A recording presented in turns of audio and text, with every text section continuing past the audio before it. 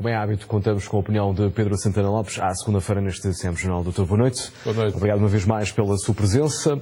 Temos vários tópicos para conversar. Comecemos talvez pela sondagem deste fim de semana do Correio da Manhã e também para a CMTV, da Aximage, que dá o PS à frente com 35,3% e o PSD com 28%.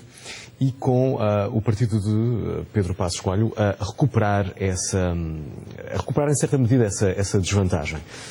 Mas trazendo já aqui para a nossa conversa a avaliação dos líderes partidários, António José Seguro só tem mais 1/10 que Pedro Passos Coelho. Como é que nós podemos entender esta sondagem? Isto é, há uma diferença maior nos partidos do que na avaliação dos líderes partidários? Boa noite, mais uma vez. Acho de facto que a vida não está fácil para António José Seguro. Acho que esses dados revelam que há uma predisposição do eleitorado para votar PS numa dimensão muito mais significativa do que a confiança que existe em António José Seguro.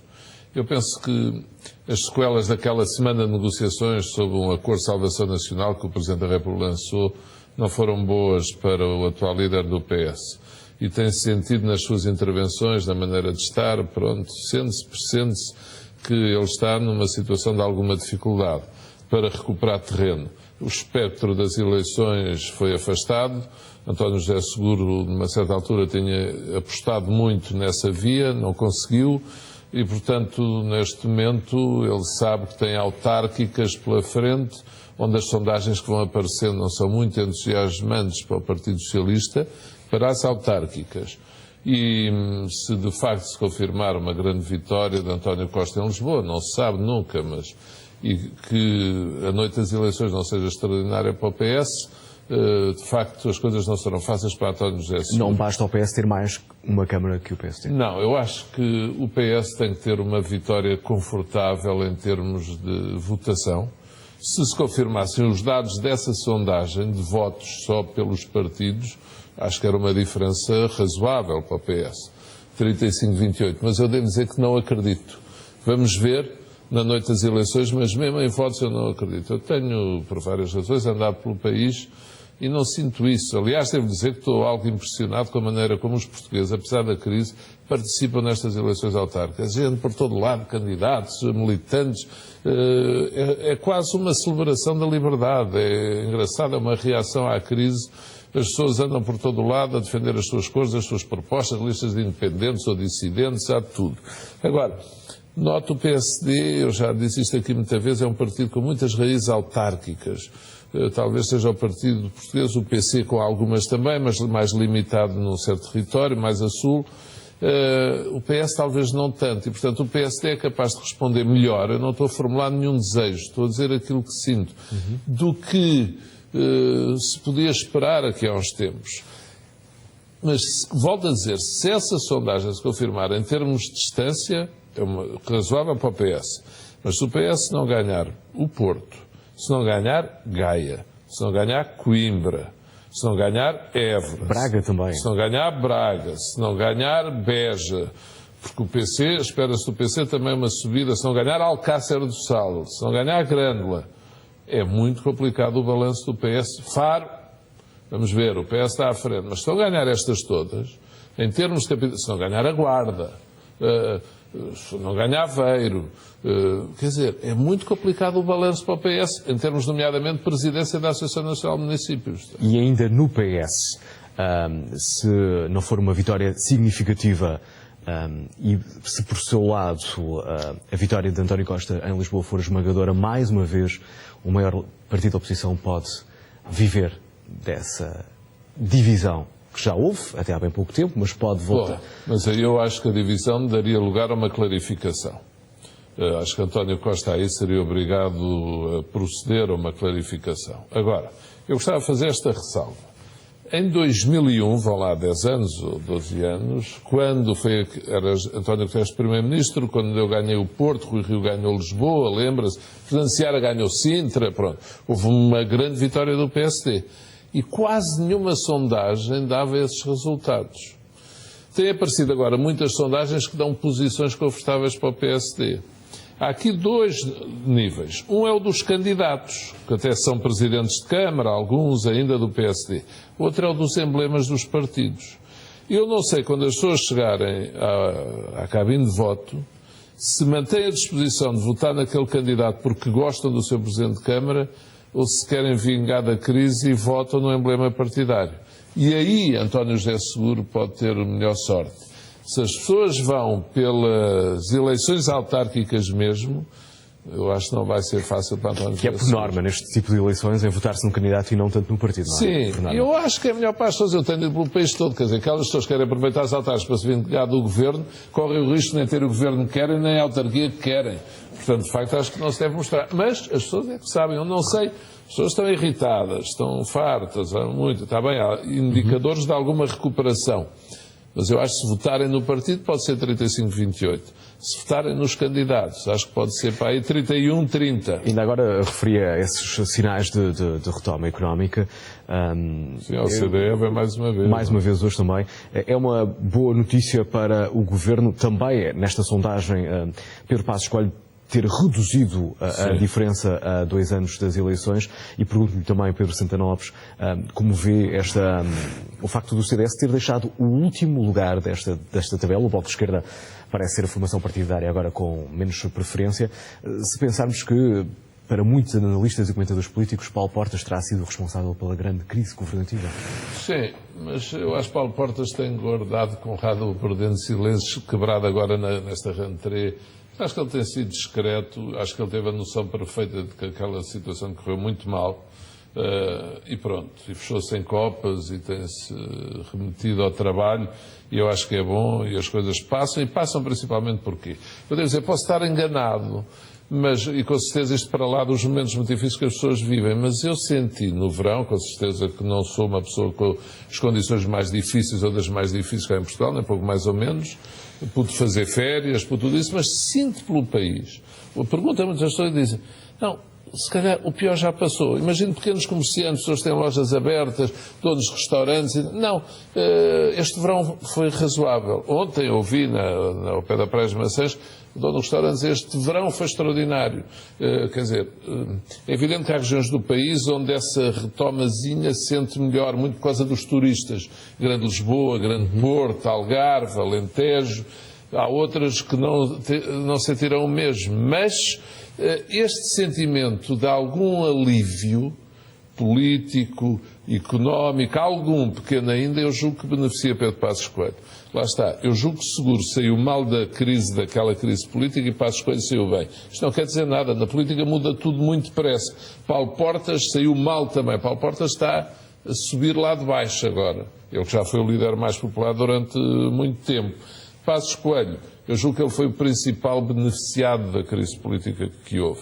E por isso, acho que neste momento as sondagens começam a indicar isso, e a subida de popularidade de Passos Coelho pode beneficiar o PSD e os autarcas de candidato, o que era impensável aqui há umas semanas ou meses.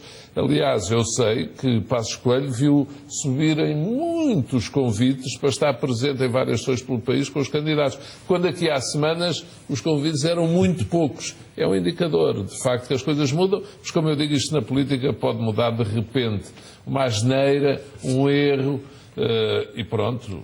E não deixe de fazer notar que as consequências desta situação, que Portugal ainda vive, os juros a 10 anos continuam muito oscilantes, e com tendência para... E veremos se esta subida de popularidade de Pedro Passos Coelho será ou não afetada com os próximos episódios do programa de ajustamento e com o regresso da Troika. Está a bater à porta, não é? Está a bater à porta, vamos ver como é que corre. Vamos mudar de tópico, Pedro Santana Lopes.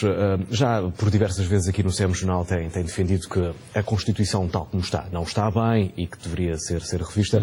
Semana sim, semana não, dia sim, dia não, o Tribunal Constitucional é sempre notícia, seja pela questão da mobilidade, das 40 horas. Hoje, uma notícia que foi avançada também pela CMTV à meia da tarde, que a ver, vamos, se vai oferecer alguma dúvida ao Presidente ou a algum partido que tem a ver com os cortes nas pensões de sobrevivência, mas fica essa ideia de que o Governo parece ter uma curta margem de manobra sempre que há um pedido de fiscalização, porque do Palácio Real tudo pode acontecer, não é? Tudo pode acontecer e o país vive nesta contradição. Disse muito bem, o Governo tem uma margem-manobra muito estreita. Que o Tribunal Constitucional declara inconstitucional o quê? Aquilo que está no contrato com a Troika. E, portanto, nós vivemos neste paradoxo. O país não tinha dinheiro, foi celebrar o contrato com a entidade, estavam dispostos a emprestar dinheiro. Assumiu determinadas obrigações. Não foi o Governo, nem o de Sócrates, nem o de Passos Coelho, sozinhos. Foi a República toda ela, o Estado todo ele. Assumiram as obrigações. Quando as obrigações se executam, vem o Tribunal Constitucional e diz não pode ser. Eu sei mesmo que isto é motivo de preocupação. Quer dizer, a Troika não percebe. Não é que a Troika, nós tínhamos de ter pena da Troika, não tenho pena nenhuma da Troika. Mas quer dizer, compreendo que eles fiquem intrigados e perguntem assim, então e agora? E o que é que segue? Então o que é que os senhores podem fazer para prosseguir este caminho de reequilíbrio das finanças públicas?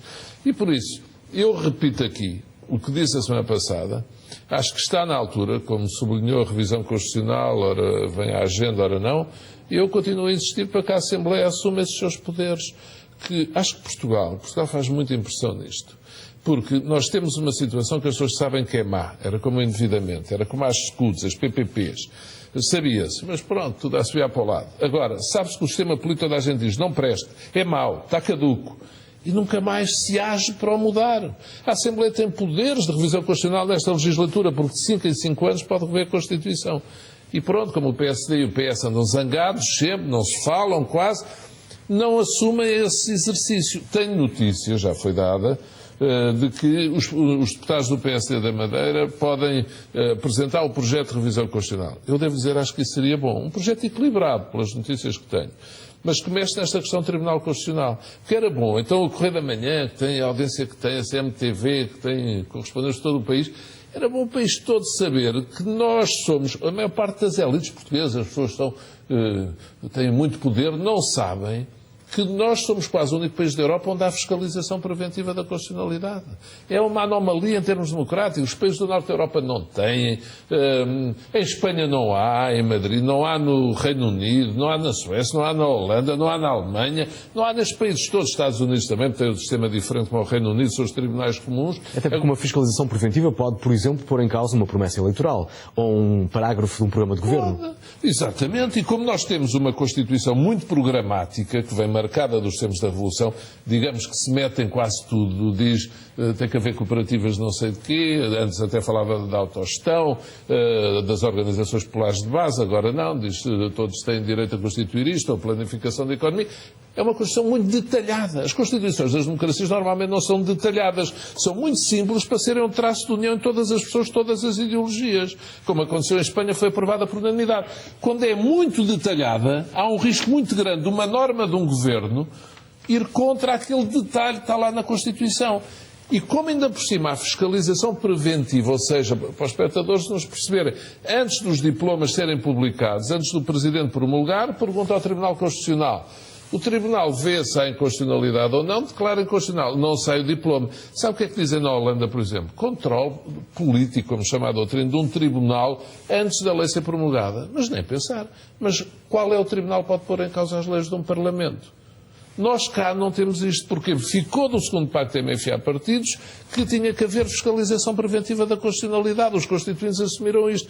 E eu adorava que o país interiorizasse isto e dissesse assim, vamos lá mudar isto, porque é o Presidente que veta ao Tribunal, fiscaliza preventivamente, os deputados pedem fiscalização sucessiva, é constantemente Parece que em alturas da nossa história, parece que Portugal vive sobre um regime semi-parlamentar, mas depois há alturas parece ser mais semi-presidencial, não é? É verdade, oscilamos constantemente entre fórmulas extremas de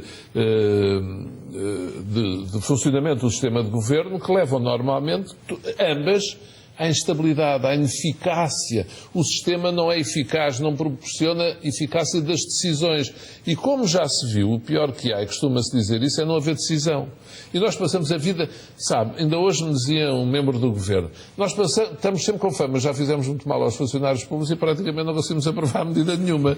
Mas esta coisa, a história do pastor e do lobo, passa-se a ver, o governo quer fazer, ou veio o Presidente e veta, ou veio o Tribunal Constitucional, e isto não pode dizer assim, olha, ainda bem que é para para não se fazer mal. Mas eu ponho a seguinte questão. Quando o Tribunal Constitucional, o ano passado, disse não se pode mexer nos subsídios de funcionários públicos, veio o Governo, o que é que fez? Impostos sobre todos os cidadãos. O que é que aconteceu à economia? Como os privados, o setor privado também tiveram essas medidas, a economia retraiu menos consumo, menos poupança. Portanto, isto tudo, estou a falar em termos frios. Eu também já fui funcionário público e ainda tenho vínculo. Mas se tivesse sido só sobre um setor da população, então teria tido menos efeito na economia. Quando agora se diz assim, olha, mas as pessoas têm que manter o vínculo ao Estado. Então, mas dizem, o Governo, se quiser que baixe os ordenados com que as pessoas ficam, então as pessoas vão ficar com uma renda até ao fim da vida, sem trabalharem, mesmo que tenham, imagine, 5 anos de serviço ou 10 anos de serviço. Há aqui coisas que não fazem sentido nas consequências das decisões do Tribunal Constitucional. Quando o Primeiro-Ministro, o Governo, no ano passado, disse 2 subsídios, o Tribunal Constitucional disse viola o princípio da igualdade proporcional. E o Governo baixou para 1. O Tribunal Constitucional disse não, também. Então quanto? É 0,5, 0,75? Então passa ao Tribunal Constitucional a governar. E está a ver. Daí muitas vezes haver essa acusação para com o Palácio Raton não ser uma decisão constitucional, muitas vezes ser uma decisão política. Mas quer dizer, eu não digo que os juízes fazem isto porque são de um partido diferente e querem fazer mal ao governo. Não, fazem segundo as suas convicções. A questão é saber, convicções jurídico-políticas, ideológicas, filosóficas, a questão é saber se no processo de decisão do Estado, até uma lei estar em vigor, se deve entrar aos tribunais. Ou só depois, como nos Estados Unidos, como na Inglaterra, como na Austrália, tantos países, o Brasil. É uma coisa diferente. Só pode fazer fiscalização preventiva a Câmara Alta. É uma coisa diferente. Mas não há. E eu gostava que as pessoas percebessem isto. Os outros países não têm que aturar fiscalizações preventivas. Nós temos. Ouça, enquanto não nos livrarmos disto, não há nenhum governo, nem de esquerda, nem de direita, nem de centro, que consiga levar a cabo o seu programa. E a questão é esta. Quem é que o povo escolhe? É o Parlamento. É o Governo. Acreditamos na regra da maioria ou não? Sim. Pronto, há mecanismos previstos na Constituição. Olha, também há o poder, como sabe, o Presidente, em caso extremo, dissolve o Parlamento, se quiser. Ou a Assembleia vota a moção de censura. Agora, nós não podemos estar sempre a funcionar. É neste sistema de freios e contrapesos excessivos que minam a eficácia de um sistema de governo. E, portanto, quem é que perde depois? São os cidadãos, olha, com menos rendimentos, que vêm as medidas mais duras para compensar o tempo que se perdeu com a não execução das medidas que estavam previstas. Ainda há notícia de hoje, o corte nas pensões de sobrevivência, já com os partidos de oposição, já a anunciar um pedido de fiscalização, é porque parece estar na moda. Está na moda. Agora a oposição passou a ser igual à fiscalização da constitucionalidade. Quem se opõe vai ali para o Palácio Raton. Eu acho que isto é mau. Sabe qualquer decisão contrária do Palácio Raton parece ser uma moção de censura ao Governo. Uma moção de censura ao Governo e põe o Governo todo zangado com o Tribunal Constitucional. Quando o Tribunal Constitucional, até para proteção própria, para proteção do Tribunal, deve ser tirado desta arena, desta refrega, desta luta. Se o Tribunal Constitucional, na minha opinião, fizesse só fiscalização sucessiva, como em Espanha, por exemplo, pronto. Estava fora da agenda de cada conjuntura, porque o Governo anunciou uma lei, a oposição diz, como está a contar, não gosto. Queres essa lei? Então vou pedir ao Tribunal Constitucional para dizer que não pode ser. E o Governo diz, desculpe o termo, não vou dizer, abaixo do Tribunal Constitucional, não gostamos do Tribunal Constitucional. Eu ia dizer malandros, Tribunal Constitucional, entre aspas. Veio a oposição e diz, não são nada, são os anjos. O Tribunal Constitucional não deve estar metido nisto, como nenhum tribunal. E é por isso que nos outros países não está. E é esta questão que eu julgo que toda a comunidade nacional, a comunicação social, o Parlamento, toda a gente vai pensar assim, vamos lá mudar o sistema político. Não é o Tribunal Constitucional, só o sistema eleitoral, a maneira como os deputados são eleitos, reduzir o número de deputados, há tanta coisa. O sistema político não presta, mas ninguém o muda. Ainda queria falar do ensino superior consigo, mas deixe-me colocar-lhe uma pergunta para uma resposta muito rápida. Ainda acredita numa revisão da Constituição até ao final desta legislatura em 2015, ou essa deve ser a prioridade de PS e PST a partir de 2015 com uma nova legislatura? Eu acho que isto, olha, devíamos fazê-la agora. Como o Primeiro-Ministro até disse, o problema não está na Constituição, que eu não concordo com essa frase dele, acho que está. Acho que pode ajudar a descomprimir o ambiente e dizer ao PS assim, vamos lá sentar, vamos conversar sobre a Constituição. Seguro parece ser uma utopia. É difícil, mas eu acho que António José Seguro se devia convencer que só tem a ganhar em tratar de assuntos ao nível do Estado e sair desta agenda da troika constantemente, da crise, porque as pessoas também quando ouvem dizer sou contra isto e contra aquilo e contra aquilo outro, também eu às vezes estou ao pé de pessoas e dizem assim, então e o que é que propõe? E qual é a alternativa? Que é o que as pessoas queriam saber. E acho que a revisão constitucional podia ajudar a aproximar PSD e PS com toda a franqueza. E temos mais uma obrigação. A Troika sai em junho. Era tão bom também que se entrássemos nesse novo tempo a trabalhar nos novos tempos que aí vêm, mudando o sistema Talvez político. Talvez nesta altura já se pensa nas eleições de 2015. Isso pode ser um problema, não é? É verdade. Para o ano já é 2014. É verdade. Agora, olha, mas como disse, se não for até 2015, pelo menos que assumam que é logo a seguir. No início. Para dar origem a um tempo novo do sistema político. Pedro Santana Lopes, temos ainda 2 minutos, mas gostava de ouvir o seu comentário a propósito dos resultados do acesso ao ensino superior. Resultados tão interessantes para uma conversa. 400 cursos apenas com 20 alunos. Há 14 cursos com a nota mínima de 9,5 e uma reportagem, aliás, tantas reportagens que vimos ao longo desta segunda-feira, de alunos a dizer, bom, desemprego há em todas as áreas, então pelo menos que nós façamos aquilo que mais gostamos. Pois, esse é um dos problemas principais de Portugal. Eu vou dizer, eu já dei aulas na clássica, na moderna, na internacional, na Lusíada, conheço-as todas. E sei do que falo. O Estado tem que assumir esse problema de frente. Não há nada pior do que estar a iludir uma família e jovens com cursos que não têm empregabilidade garantida, não têm saídas profissionais. Esses todos que não têm alunos deviam pura e simplesmente acabar. Imediatamente. Põe o problema grave para os politécnicos, para universidades privadas, põe. Mas o problema mais grave que pode haver numa cidade é a família estar a gastar dinheiro na formação de jovens que depois não têm correspondência na talvez uma sociedade real. suspensão temporária em cursos Pelo menos isso. Com problemas muito graves de emprego? Pelo menos isso. Suspensão nos que não têm saída profissional e nos que não têm alunos inscritos. Como viu, a grande maioria dos alunos encontrou colocação no ensino superior. Antes eram saídos. Agora não tem. Hoje nem Sócrates vai dizer que é culpa deste governo. Por amor de Deus, que desinvestiu no ensino superior. Ainda não há tempo para sentirem as medidas, mesmo sejam deste governo. O que acontece é que há muitas famílias que foram para fora. Há jovens também que vão com essas famílias, há jovens que emigraram mesmo com idades novas e há cursos, de facto, em número a mais, em número excessivo e, portanto, tem que ser posta a ordem nisto. Que o ministro Nuno Crato, nisto, num processo tão participado quanto possível, mas que não vacile em pôr ordem nisto, porque eu considero criminoso enganar famílias e pessoas. Eu já dei aulas a jovens que olhava para eles e dizia-lhes, qual vai ser a saída destas pessoas em cursos?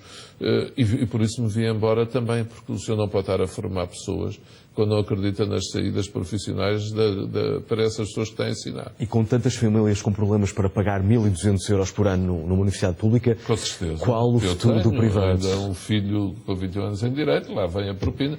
Tenho uma filha numa privada a fazer a gestão, sei quanto custa, a fazer a pós-graduação, sei quanto custa, e então imagino que isso não tinha saídas profissionais. Eu estava a ser enganado a pagar para depois não poderem trabalhar com aqueles cursos. Não, eu não gosto de ver fazer aos outros, não quero que façam a mim. Acho que isso é inadmissível e o Ministro da Educação, eu diria, olha, é a decisão das 3 mais sérias que o Governo tem para tomar. O ensino privado já vive dias muito difíceis, mas o que está para vir deve ser bem pior, não é? Não tenho dúvida nenhuma disso. Não vou ser cínico nem hipócrita. Acho que vem tempos muito difíceis para o ensino privado. Quando até porque muitas vagas do público foram ocupadas agora já, não é? Portanto, sim, são muito não poucos. Vai haver muito pouca gente a procurar o privado. Menos inscrições, menos matrículas, não vai ser fácil, universidades vão ter que se fundir, vão ter que se reestruturar, vêm aí tempos de grande mudança no ensino superior privado, não tem difíceis e de mudança, mas os tempos difíceis, costuma dizer o Primeiro-Ministro, também são tempos de oportunidade, uma frase que irrita muitas pessoas. Mas são tempos de oportunidade e as universidades privadas não se aproveitarem, fecham. Tenho poucas dúvidas sobre isso. Pedro Santana Lopes, muito obrigado uma vez mais. Obrigado também. Regressa ao CM Jornal na próxima segunda-feira. Muito obrigado. cmtv.sapo.pt encontra lá o essencial deste CM Jornal. Já a seguir, há mercado. Eu regresso mais à frente esta noite de segunda-feira para o CM Sport. Boa noite. Continua connosco.